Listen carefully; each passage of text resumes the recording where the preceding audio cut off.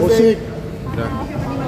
Ya, dengan adanya investasi ini sih saya lebih ke arah saya bisa belajar hal baru lagi sih ke depannya. Karena memang saya menyukai mempelajari hal baru yang belum saya pernah pelajari.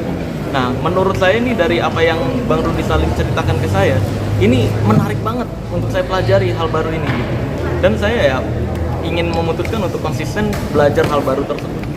Tapi lu sudah kepikiran belum sih dengan konten-konten yang akan lu bikin di production house ini?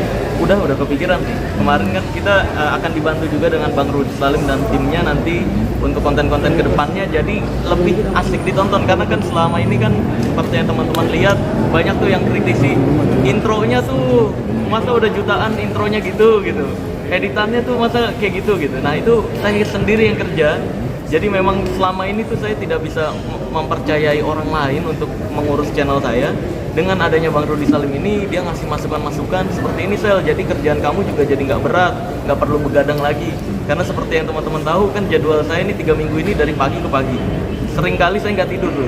Jadi pulang dari syuting TV, pulang-pulang saya ngedit sendiri, upload, makanya seminggu hanya bisa upload sekali. Nah, Bang Rudy Salim menawarkan, Sel, biar edukasinya ini nggak berhenti dan semakin banyak daya tarik masyarakat, mendingan kita upload lebih sering lagi agar masyarakat juga semakin terluaskan nih gitu. Karena kan selama ini kebanyakan kayak saya upload satu video terus dipotong-potong sama orang, di-reupload di media-media lain kan.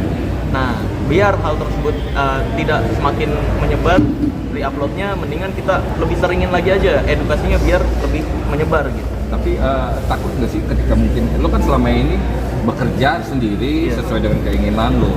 Nah, ketika sekarang ada tim, lo ketakutan nggak apa yang lo sampaikan itu ternyata tidak diinin sama tim lo sendiri gitu? Enggak. Keputusan tetap di saya tuh. Keputusan tetap di saya, mau apa yang mau saya bikin, cuma lebih dibantu dalam hal editing, intro, terus juga bagaimana branding, terus juga kan selama ini nih, ini teman-teman media kan pasti ngehubungin kontak admin saya yang ada di Instagram, tidak ada yang dibalas kan. Bayangin itu sehari 1.500 chat. Tim saya yang tadinya bacain gitu ya. Semenjak viral ini nggak ada yang mau bacain nomor admin. Karena itu bener-bener sehari 1.500 chat, sekarang udah nggak dibuka sekitar 4-5 hari. Itu tinggal dikali aja tuh. Nah, dengan adanya tim dari bantuan dari Bang Rudy Salim ini dalam bentuk tim, itu nanti juga akan lebih terkoordinasi gitu ya, pokoknya terbantu lah biar teman-teman media dan klien-klien ketika menghubungi juga jelas gitu. Mau tidak mau jadi ada momen tersendiri, memanfaatkan momen nggak sih? Apanya? Takut bisa memanfaatkan momen nggak sih? Apanya yang saya memanfaatkan momen? Yang memanfaatkan momen kan ini, yang memanfaatkan momen itu kan dari yang kemarin tuh kejadian yang kata pembuktian nggak mau, bikin video pura-pura nyari saya lah, bikin video ngata-ngatain dan sebagainya. Nah itu kan yang memanfaatkan momen. Saya tuh kalau udah bahas satu pasti langsung ganti ke topik lagi. Nah saya memang berfokus untuk mengedukasi doang, nggak menyerang satu pribadi dan sebagainya gitu.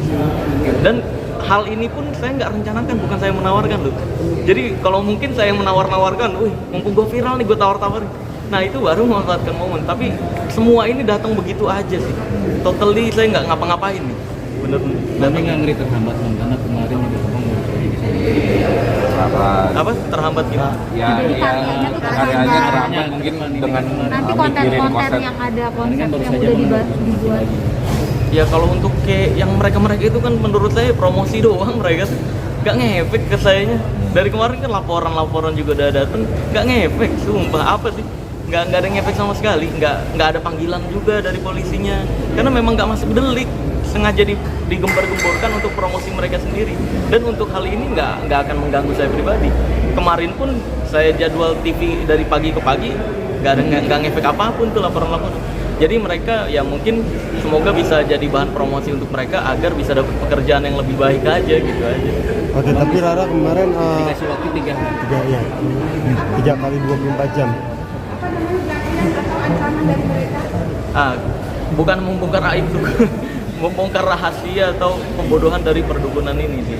Jadi kalau ancaman itu ada kayak misalkan beberapa kali RT saya bilang, Sel jam 2 pagi ada yang naik motor Ninja 250R ini nyari rumah kamu nih gitu. Tapi RT saya untung bisa berkoordinasi lah, bisa menjaga privasi. Karena ketika ditanya mau ngapain nggak jawab, akhirnya kabur. Terus baru-baru ini juga ada yang nyamperin RT saya bilang, di mana nih rumah Marcel, ngakunya dari padepokan gitu. Dan ya udah, sampai saat ini saya masih dijegat karena totally saya nggak ada rasa takut sama sekali.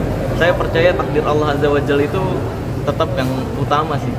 Jadi mau bagaimanapun ya tetap aman. Ini juga banyak yang setuju di luar sana bila perdukunan itu dibubarkan. Gimana? Ya bagus, memang seharusnya seperti itu karena di Pancasila kita, negara kita, nomor satunya ketuhanan yang Maha Esa, bukan perdukunan yang Maha Sakti. Ya kan? Jadi memang kita dituntut untuk lebih percaya ke Tuhan masing-masing, ke agama masing-masing daripada percaya perdukunan. Terus di luar sana banyak yang beralasan juga, tapi kan perdukunan ini salah satu bentuk ikhtiar. Ikhtiar dari mana?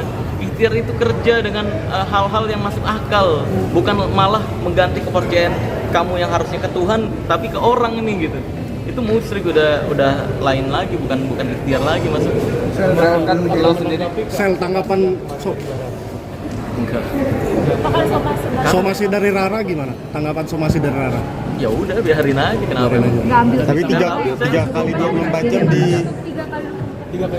Kakak di 3 kali 24 jam suruh minta maaf oleh Rara. gimana nih Bang? Iya nggak tahu ya, apa minta maaf karena saya bongkar pawang hujan? Iya. Atau apa? Kan saya bongkar rahasia, nggak nyebut nama dia juga. Saya bahas itu bukan satu orang, tapi saya bahas itu kayak misalnya saya bahas tisu kebakar tanpa api. Semua orang yang mempraktekkan itu, ya begitu caranya. Jadi bukan bahas satu orang lah, aneh banget. Ya bagi saya sih itu promosi dia aja, biarkan aja lah. kalau lu sendiri kan gak ketakutan, kalau keluarga sendiri ada ketakutan nggak mungkin melarang lo ketika mungkin sampai akhirnya sekarang banyak musuhnya atau segala macam? Keluarga saya enggak, orang tua enggak. Istri malah lebih khawatir, seperti yang saya udah bilang, istri lebih khawatir ke wanita-wanita di TikTok dan medsos karena mulai banyak banget tuh ya. Kayak wah ini idaman nih, terus jangan kan jadi yang kedua, jadi yang ke-14 pun siap gitu-gitu. Waduh banyak banget yang kayak gitu-gitu. Kayak saya live di TikTok terus cuma senyum di kamera itu dijadiin video jedak-jeduk. Terus ditambah-tambahin lo hati-hati gitu-gitu. Nah, istri saya lebih khawatir saya tuh tergoda sama hal-hal yang kayak gitu. Kalau perdukunan nggak sama sekali. Di Indonesia sendiri kan ya praktek-praktek seperti itu udah dianggap wajar di sebagian daerah. Itu bagian dari kebudayaan. Nah, kalau lu sendiri ngelihatnya seperti apa sih, Jal? Perdukunan bukan kebudayaan dan saya tidak pernah membahas tentang budaya. Kayak contohnya dari dulu tentang debus saya itu jaga banget. Debus, sintren, tatung itu kan budaya asli Indonesia yang menunjukkan keajaiban. Saya tidak pernah bongkar rahasianya. Karena itu budaya. Kalaupun ada yang menyalahgunakan itu baru saya bongkar triknya. Kayak contohnya yang kebal-kebalan itu kan pakai teknik debus aslinya, tapi dipakai untuk jual jimat, ya kan? Tapi dipakai untuk jual jimat. Nah itu yang saya bongkar tuh yang menyalahgunakan budaya untuk membersihkan budaya kita yang harusnya untuk hiburan tapi disalahgunakan untuk penipuan. Nah ini kan yang parah gitu. Yang kalau budaya saya dukung banget kayak debus, sintren, tatung dan lain sebagainya. Yang tapi ada yang bilang di Ini pertanyaan terakhir ya. Misal dengan lo bergabung di dunia entertain ini kita bisa bilangnya dan jadi public figure, pasti kan tuntutan untuk membuat sebuah konten yang makin bagus itu kan juga semakin tinggi gitu. Cuman kalau lu sendiri kan karena memang awalnya itu konsepnya sebuah edukasi, lu sendiri terima nggak sih mungkin nantinya jika memang ini kalau kita bilang hiburan gitu, mungkin nanti ada yang diajak settingan sama dukun atau gimana? Nggak mau. Saya tetap idealis, saya ada idealis sendiri-sendiri kayak zaman dari dulu saya tuh diajakin untuk bikin konten kayak gitu kok dengan bayaran-bayaran yang lumayan, bahkan diajakin untuk promosi judi-judi, minuman keras dan sebagainya dari dulu dengan nominal tuh yang nggak masuk akal saya tolak-tolakin karena memang tujuan saya itu bukan untuk memperkaya diri atau bagaimana, tapi memang untuk edukasi doang sih gitu. Dan kalaupun hiburan hiburan yang saya maksud itu adalah magic. Nah bagi saya itu magic adalah hiburan yang paling jujur yang pernah ada. Karena kalau film kan kamu tahu semua ya itu bohong-bohongan, acting doang. Magic itu kagetnya beneran, keajaibannya beneran bisa dipraktekkan di langsung juga, bukan editan. Itu yang akan dijadikan hiburan. Bukan berarti saya malah ikut-ikutan bikin konten tarung sakti sama dukun lah. Bukan itu mah biarkan mereka yang membuat aja gitu. Yang terakhir lu udah kasih mobil nggak Bang saya? Apa? Terakhir Dikasih investasi ini Investasi mobil. dihadiahin Enggak. mobil. Enggak. Terima kasih banyak. Terima kasih. Si Ibu Samsudin mau ngajak damai gimana tuh, Sel? Pembuktian bukan kamu damai. Terima kasih banyak teman-teman.